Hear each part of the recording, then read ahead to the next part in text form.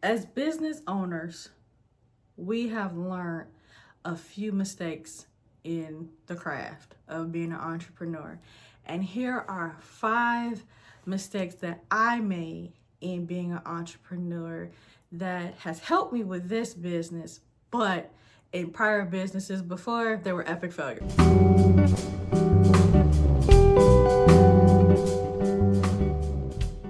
My name is Olivia Thomas, and I am the owner of Healing in Movement. As I stated before, I've had businesses before. I had a skincare line, and I really thought that that was something that God was pushing me to do. And I've learned that there's a difference between God having you do something or allowing you to do something and something that has to do with your actual purpose. I feel as though with that business, it was a huge lesson learned, but there were a lot of mistakes that I made along the way. So here are 5 of the mistakes that I made along the way that possibly could help you so you never ever have to make these mistakes. So I rushed. I started a business, I thought about starting a business in June, and then I tried to start the business or launch the business in September. And that was a very short amount of time.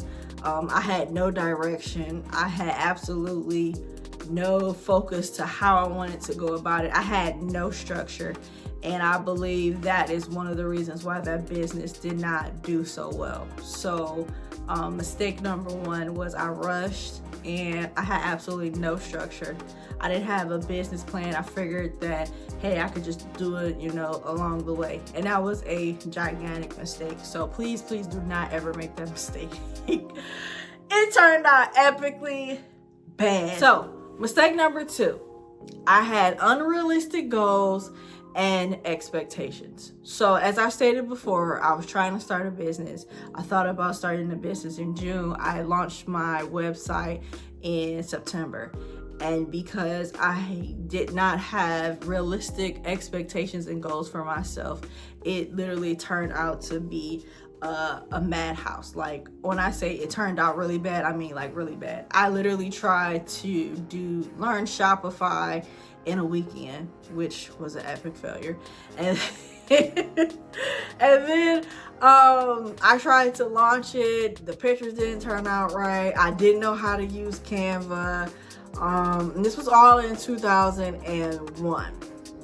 So I didn't have any. So going back, the first mistake I made was I rushed. I didn't have any set goals for myself. I didn't have any direction. On top of that, I had unrealistic expectations. So I felt as though that I could hurry up and get these things done, which turned out it looks pretty like the first website that I did really looks like I threw it together. Like it looked very horrible, I would say. So have some type of clear-cut direction. Give yourself expectations, realistic. I say one of the biggest things that has helped me with this business is that I've used SMART goals. And we'll talk about that in a later video. But for sure, I've used SMART goals, and that has helped me along the way tremendously. Mistake number three. I started a business that I did not actually have a 100% passion for. Like I said earlier, I somehow ended up stumbling on skincare, but I didn't have an actual 100% passion for skincare. I knew that there were things about my skin that I didn't necessarily care for. I knew that I had very dry skin, and I was like, I'm gonna make me some products that, help me with my dry skin. And that's cool and everything, but I think that you have to have a little more oomph or a better understanding of you're messing with chemicals.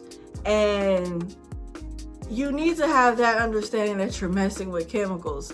And if you do something to someone else's skin, or you do something to your own skin because you're supposed to try out your products first, you end up hurting a lot of people in the process. But I'm not saying that was just me, and I did kind of caused some issues with my skin. Thank God it was never my face, but chemical burn is real. That's a fact. But I didn't have a actual love for what I was actually doing. I just did it because I guess like circumstances, trying to create generational wealth, not fully having the resources, the understanding of the business in itself. I had only took in maybe like a few business classes in my undergrad, and I knew I wanted to help people, and I figured like this was the way that God was calling me. It was not. It was not the way God was calling me. God was not calling me to do a skincare business when my degree was in counseling. Anywho, besides that, yeah. So do a business that you're passionate about. Do a business that you love. Do a business that you know without a shadow of a doubt that you could wake up every single day and do it without any griping, any frustration. You don't wake up like, oh, I gotta do this again. No, you have a passion for it. You have a desire to do it, and you can do it in your sleep. It's something that you have a 100% passion for. I didn't have a 100% passion for skincare, not even a little bit. I liked it and I thought it was fun and it was a way for me to be creative, but I can honestly say without a shadow of a doubt, I didn't have a passion for it.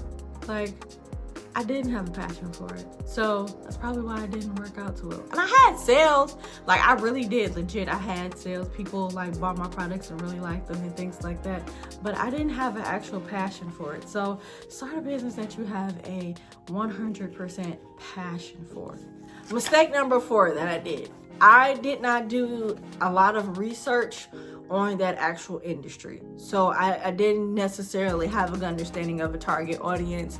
I didn't have an understanding of those who had got in the industry before I did and how they were doing things. I pretty much just jumped in and was like, I'll figure it out when I get there. And honest to goodness, that is not a way to go into business. It is an epic failure. So please, please, please research your audience, research the industry in itself. When it comes to life coaching and health coaching, I've been doing this for quite some time. So I've got an understanding of what the difference between being certified, not certified, having a degree, not having a degree. Like I said, I started a skincare business and my degree is in counseling. Make it make sense. But I mean, there's other people who they may have gotten a degree on one thing and went towards something else, because a lot of people can honestly vouch and say like, hey, I went to school for criminal justice and I'm a pastor, or I went to school for social work and I do hair. So a lot of times what you go to school for, which is totally a side note, but what you go to school for is not necessarily always what the purpose God has for you. It's to help you, and most definitely it's to be a tool in your tool belt, but that doesn't necessarily mean that that's what you're supposed to do for the rest of your life. And I will say, this leads into mistake number 5. I did not go to God in prayer about this business. I went and did it myself. Like, it was a whole flesh self me. I wanted to do it, and that's exactly what I did, was that. And I feel as though that's one of the reasons why it failed, because of the fact that I did not love it. I rushed into it. I didn't do the research. I didn't do the manpower. I didn't look into it. And the biggest thing is that I really didn't seek God. I think that it was something that He allowed me to do, and it was a learning lesson. And a lot of the mistakes that I made in that business, I have now used it into this business, and I have done the total opposite of it. But and it was a lesson learned. You know, the Bible says that all things work together for the good of those who love the Lord and are called according to His purpose. So it really did help me along the way, because I knew not to rush into a business and not do my research, to not rush into a business and give myself only 3 months to have everything done, which some people can do it, and some people, God has given them the grace. However, He did not give the grace to Olivia. And yeah, since he didn't give that grace to Olivia, I learned to give myself actual realistic goals and actual timing to actually get things done, because you want to make sure that your products are good. You want to make sure that the customer experience is really good. And I did not ask God, like, hey, is this something that this is your will for my life? I think it was something he allowed me to do, but it was not his will for my life. And I think with Healing and Movement, it is, because it's everything. It's the makeup of who I am. I enjoy helping people. My goal is to give women a voice who feel as though they lost their voice. My job is to help people overcome trials and tribulations. My business is built off of Revelations, I think 12 and 11. And it says we overcame by the blood of the Lamb and the word of our testimony. So how would you know that you overcame something if no one ever told you that you can overcome it? So I didn't even have that. I didn't have a scripture built for my business. I didn't have any of this. I'm